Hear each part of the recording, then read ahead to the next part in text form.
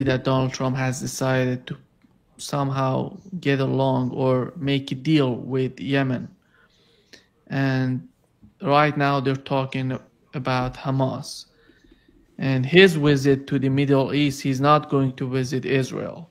And Pete Hegseth, he planned to go to Israel, but he canceled that plan. He said that later on I may go to Israel.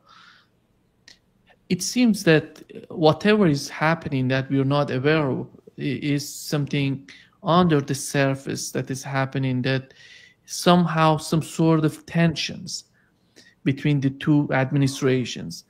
But is this tension coming from the Netanyahu's decision because Donald Trump is not happy? We know that he's willing to put an end to any conflict as soon as possible in his mind, but it's not in the mind of Netanyahu. That's not possible. That's why they're not getting along.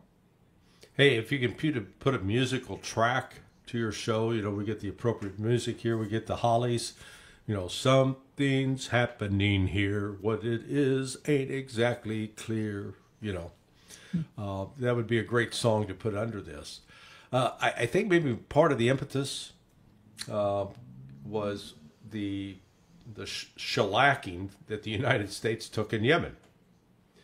So Trump and his team, were sitting around, yeah, man, we're going to show those Yemenis who's a tough guy. We're not a bunch of wimps like Biden and his crew. By God, they just haven't been hit hard enough. And so, we're great. We get back in the business of killing civilians. And we blow up a bunch of civilian sites. And yet the Houthis, instead of shooting down one Predator drone a month, now start shooting down one a week. And then on top of it, by the end of the fiasco, the U.S. has lost at least 3 FA-18 Hornets at $70, $80 million a pop. So there's $250,000 between those 3 aircraft alone. And then when you add in the 15 drones lost during the Biden administration, plus 7 more drones lost during the Trump administration, that's 22. You come up with basically about $1 billion worth of lost equipment. And so I think it was that frustration, realizing, okay, this ain't working. And we got an escape route. This Sultan of Oman seems to be the key player, and he's a key player in getting the United States and Iran to talk and mediating that. I'm sure he's got the full support of Russia and China, and he's able to convince the United States that, look, you're going to come visit the Saudis. The Saudis, frankly, you're going to get a pretty frosty reception unless you can stop killing these Houthis. Which is, the irony there is, go back 2 years, 3 years, the Houthis and the Saudis were at each other's throat. And so the Saudis have done a complete volte-face, reversal, turnabout in this regard, plus solidifying, cementing a new era of relationship with Iran. So I think, you take all of that together. There was a recognition at the Trump White House that if they want to have any kind of success, they're gonna have to change what they're doing, and part of that change is, now I'm not sure we call it lessening support for Israel, but at least not appearing in public to be, kissing Israel's rear end at every opportunity. Yeah, one of the things that I do believe that the Trump administration is considering right now is how the reality of the Middle East has changed with the new sort of relationship between Iran and Saudi Arabia. In that clip that Netanyahu was talking, and you see the way that he's picturing the Middle East, saying that the Arab states are getting closer to us and Iran is the enemy. It seems that it's totally the opposite way. Yeah, absolutely the opposite. Well, look, this is This is still, well, I would argue, a consequence of the special military operation in Ukraine, the attempt to isolate and destroy Russia, at the same time that the West was increasing its harsh rhetoric directed at China as an enemy, as a military power that must be conquered. When you brought Russia and China together into that partnership, and then they accelerated the development of BRICS as an alternative financial power in the world economy, where nations no longer were going to be held hostage by the U.S. dollar. That started a change, and it's been like a chain reaction, because Iran has been brought into BRICS. So just from an economic standpoint, Iran's actually in a better position now than it was 10 years ago when they were pressured into the JCPOA, that Joint Comprehensive Plan of Action. And other nations in the global south are, this is like a international version of the movie Broadcast, where people are throwing their windows open and yelling, "I'm mad as hell and I'm not going to take it anymore." And that's what there's a growing unity. A lot of U.S. policy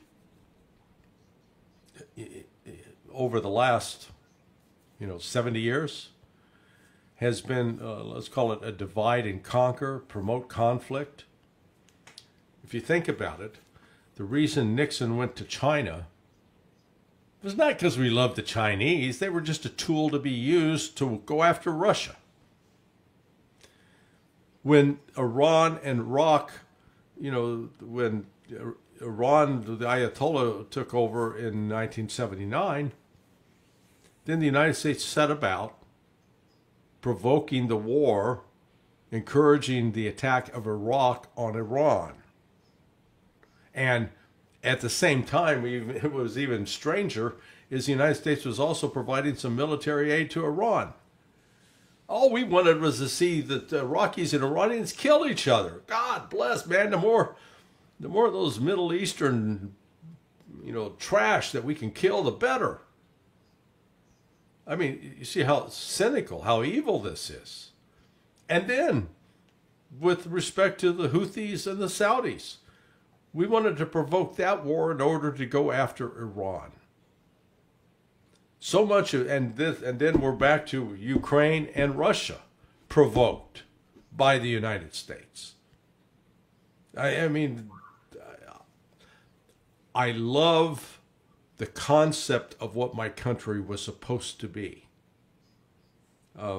really dedicated to freedom and to liberty, and yet born out of depriving Native Americans of their land, and born in part with a legacy of slavery. Despite those evils, there was still at heart a concept of America being something better and different. But now when we look at what it's become in the post-World War II era, and we're like a goddamn arsonist. We're running around setting fires and then, going in offering to sell fire insurance. So it's not just an isolated instance. So when we look at what's taking place now, I think there's a realization, maybe even a fear in Washington, that it's lost control of the narrative. That with Iran and the Saudis now pledging support to each other in some very, unprecedented ways, and with China and Russia flexing their muscle as well, and particularly this new relationship, comprehensive security agreement that Russia signed with Iran. I think Trump and company are playing catch up. In fact, I don't even think they fully appreciate how profound these changes are. We are in the early stages of the birth of a new world order. Whether it will usher in peace and prosperity for those who have been exploited for so many years, a whole nother question. but the ability of the United States to dictate and control, I think, is it's coming undone. Larry, we had the fourth round of talks between Iran and the United States. Both said that it was difficult but useful. And it's the situation, the foreign minister of Iran said that the talks are getting more serious. Mm-hmm. And what's your evaluation of, what's your take on what has happened in this round of talks between the two parties? Well, the good news is they talked again. Okay, so that's there's a silver lining, and they're going to talk again. So there will be a fifth round. But now we come down to the heart of the issue, and from Iran, what Iran, I think, is willing to negotiate on is we will surrender all nuclear enrichment programs above 3.6%. That enriched uranium at those levels will be held by Russia, and our research in medical isotopes will get from Russia. But Iran is not going to eliminate a peaceful nuclear program, nor should it have to. The United States is insisting that, oh, you got to stop it all, and while you're at it, get rid of those missiles and cut off contact with Hamas, Hezbollah, and the Houthis. If that remains the U.S. position, there will be no agreement. And then the United States is going to, once again be faced with, or Trump in particular, he's made these threats. And if they dare to attack Iran, it will be the end of the Trump administration. Because he will then be embroiled in a war that he cannot win. And these pundits that populate the airwaves over here who think that we can just waltz in and crush Iran and, oh, my God, it'll be over in a week or two. And they haven't learned a damn thing from history. All these quick victories. I mean, going back to the Civil War, you had crowds of Washingtonians in carriages riding out to the Manassas battlefield. Oh, this can be great, man. We're going to crush the Confederacy. Didn't turn out that way. They lost that battle. Similarly, World War I was supposed to be over, in a snap of an eye, blink of an eye, I mean.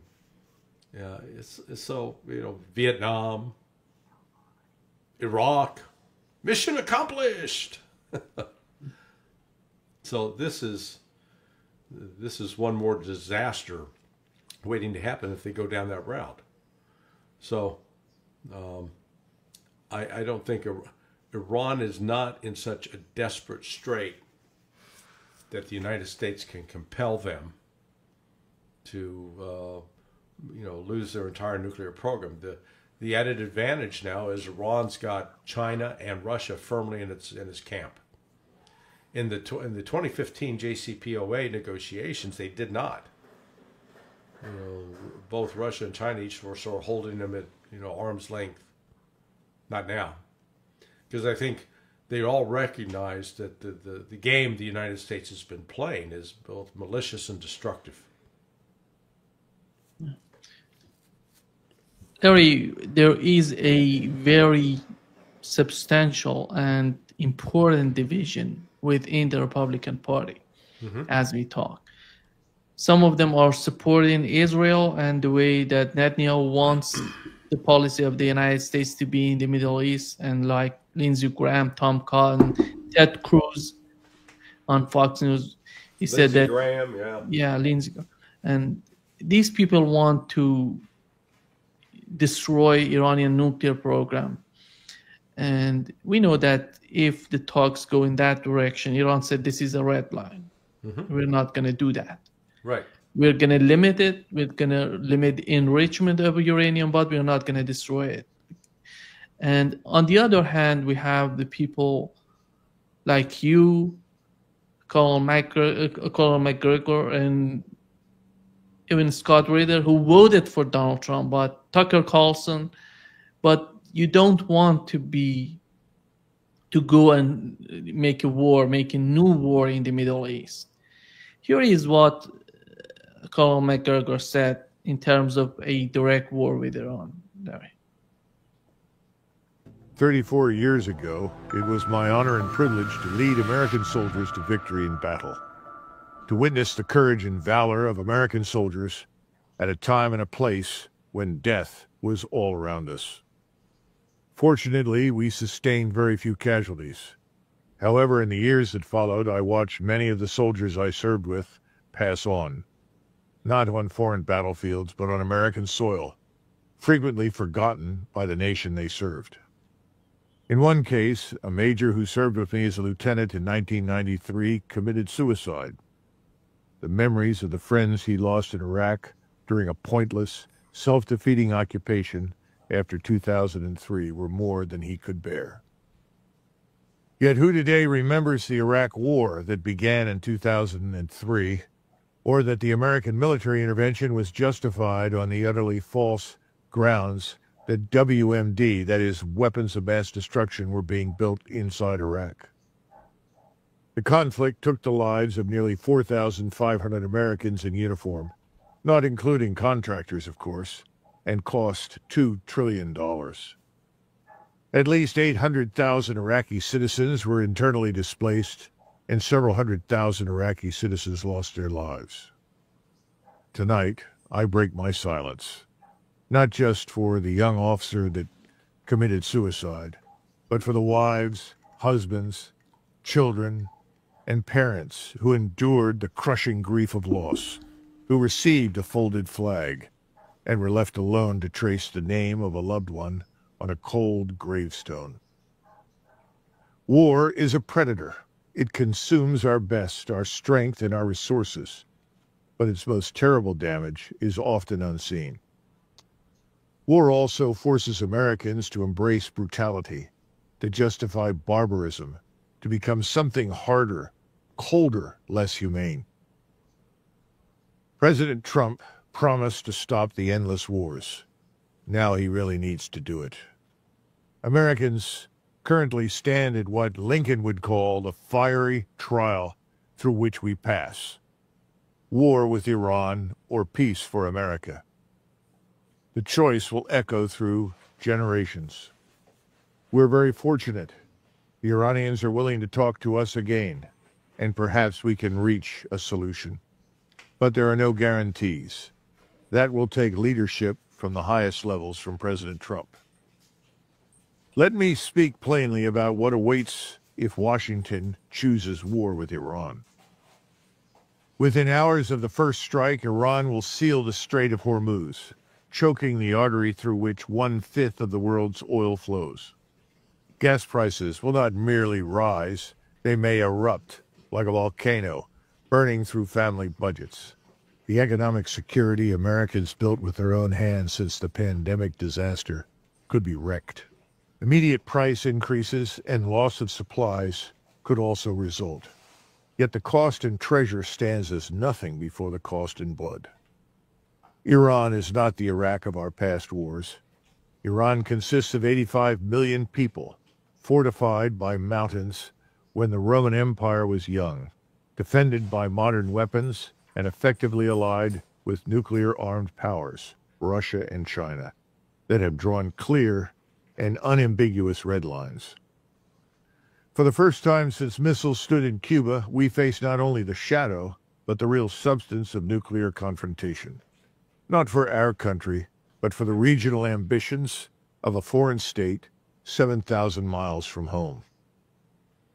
We must face the truth that weaker allies often attempt to make their wars our wars. The Constitution placed the power to decide for peace or war in your hands. Between now and midnight, you should contact your representatives and senators with one message: no war with Iran.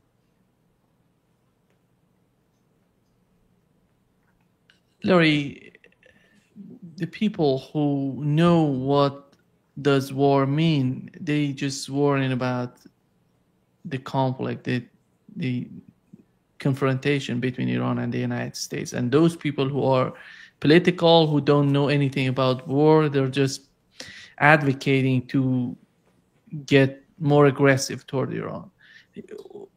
How if you were to talk with Republicans who voted for Donald Trump, who want something for the United States, who want to get rid of the conflict in Ukraine, in the Middle East, and maybe a better future with China, how can you talk with them? What would be your main point to them? I always try to deal with facts. I applaud Doug. Let's call that his Smedley Butler moment of the 21st century. Do you know who Smedley Butler is or was? Yeah. So he was at the time the most highly decorated Marine in the U.S. Marine Corps, and in the 1930s, he wrote a book, War is a Racket, and he described how he realized, looking back on his career, he had been continuously used to go wage war on unsuspecting foreigners on behalf of banking and manufacturing and agricultural interests, financial interests. And so that's part of what Doug is pointing out.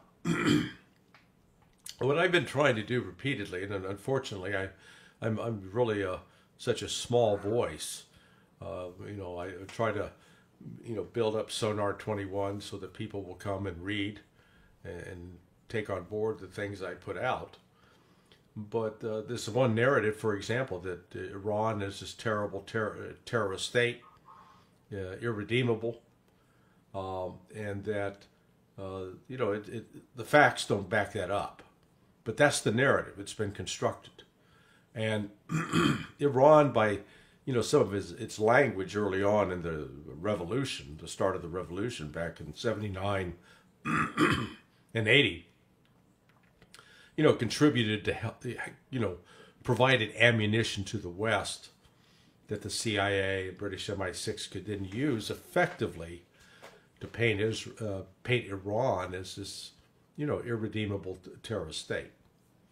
So what I would try to do is, and what I have been trying to do, is put out the facts that, Iran, despite the claim that Iran's the #1 sponsor of terrorism, according to the U.S. State Department's own reports, which are provided from the U.S. intelligence community, for the last 20 years, you've only had a couple of occasions where groups that were sponsored by Iran were put in the top 10 terrorist groups, and that was October 7th, which we can have an entirely, I do not agree that was, quote, terrorism.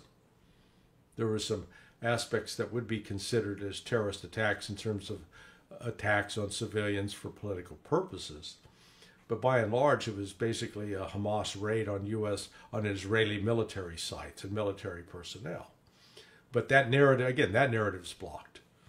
So trying to break people out of these narratives is what I hope to do. But, Nima, look, the reality is it's going to take some sort of disaster where the United States acts upon its fantasies and it blows up in their face.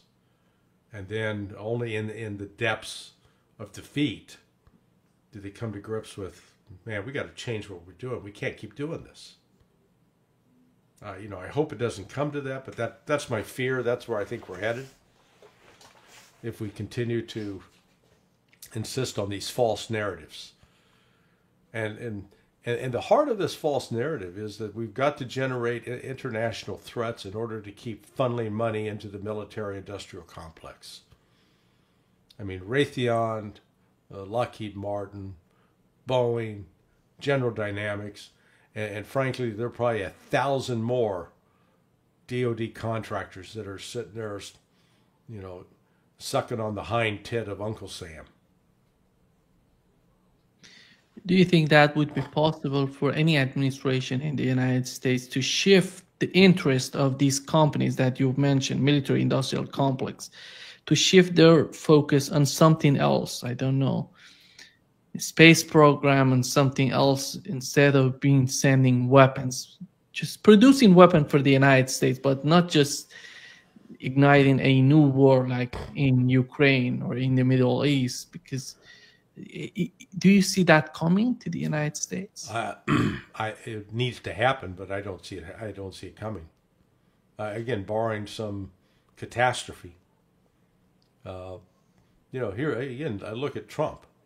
Oh yeah, we're going to cut the budget, and then he's boosting the defense budget up to over $1 trillion. For God's sake, it's going the wrong direction. There are cuts that have to be made, but we refuse to make those cuts. And part of it is there's so much institutional interest tied up in this. Our system is corrupted. It is corrupt, and it's going to kill itself. Yeah,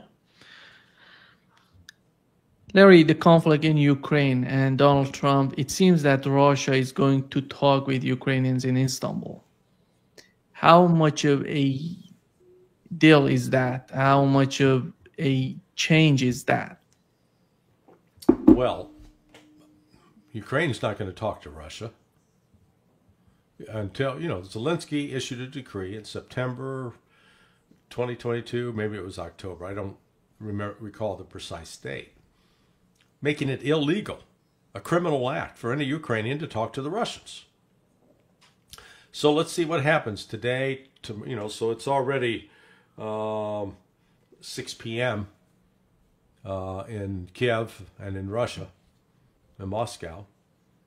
Has Zelensky reversed that decree? If he reverses that decree and says, okay, yeah, we'll go talk to the Russians, then that's a good start. Now, talking doesn't mean ceasefire. The West is demanding, you've got to institute an unconditional ceasefire. Russia's not going to do that. If they did that, they'd be fools. And in fact, if Putin agreed to something like that, he probably ought to be ousted from office. But Putin's not going to do that. I just posted about a half hour ago at sonar21.com, at least it's supposed to have been posted, the speech that Vladimir Putin delivered on February 24th, 2022. If anybody listening to Nima and I talking right now have not read that speech, please go to sonar21.com and read it for yourselves. Because it answers the question. Vladimir Putin says we can only get into a ceasefire once we've dealt with the root causes of this conflict. And that speech, he lays out chapter and verse what are the root conflicts of that conflict. And until those are settled, and what boils down to, it's NATO. It's the expansion of NATO. It's the duplicity, the deviousness, the maliciousness of the West and NATO. That's got to stop. Because the West's desire to conquer and destroy Russia got to be put to an end. So Putin made this offer as a counter to this cocaine-fueled party they had in Kiev with Starmer and Macron and Merz and Tusk and Zelensky. I mean, and people say, "What do you mean cocaine-fueled?" They got a picture of these guys on the train, and you see basically the little bag that it had the cocaine, and you see the spoon that's used to put cocaine up one's nose. For God's sake, a bunch of junkies that are leading the the European Union.